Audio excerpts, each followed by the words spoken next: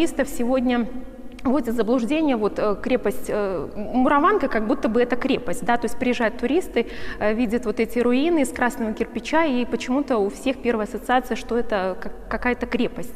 На самом деле у Хребтовичей было чувство юмора, они в таком стиле выстроили свою хозяйственную часть. А гэта якраз гаспадарчы комплекс Хребтовичаў. У гэтых карпусах калісьці была наладжана вытворчасць. Яны бадай першымі запусцілі так званы поўны цыкл ад выпуску прадукцыі да яе продажу. Добра была арганізавана сетка збыту. Таварамі, вырабленымі ў шчорсах, карысталіся як беларусы, так і іншаземцы. Это был человек очень интересующийся хозяйственной частью, то есть такого величия, наверное, трудно сегодня достигнуть. Это было действительно хозяйство образцового порядка. И винокуренный завод там был, и маслодельня, и, швейцарский сыр даже делали. Он приглашал швейцарских мастеров, которые потом, отправляли на Петербург. Такое старажытнае імпартазамяшчэнне і рацыянальнае выкарыстанне капіталу. Тут жа у Мураванцы, як называюць раён мясцовыя людзі, Хребтовичы вырашылі і жыллёвае пытанне для сваіх работнікаў.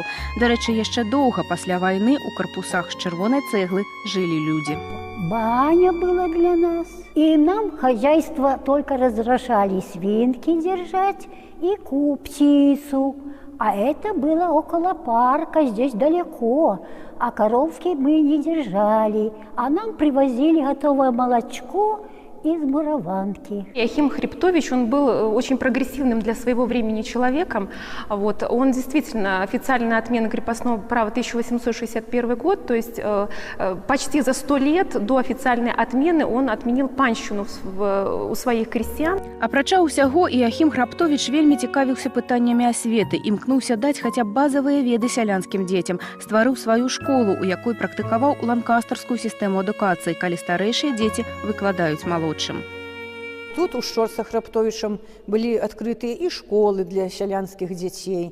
Тут ён упершыню прымяніў тут щевазварот на Добрачы за Нёманом. Земли тут вельмі добрые, шчарсоўские, прынёманские, богатые. Это был человек очень эрудированный, очень начитанный. Он получил образование в Виленской академии, затем даже и в Германии учился.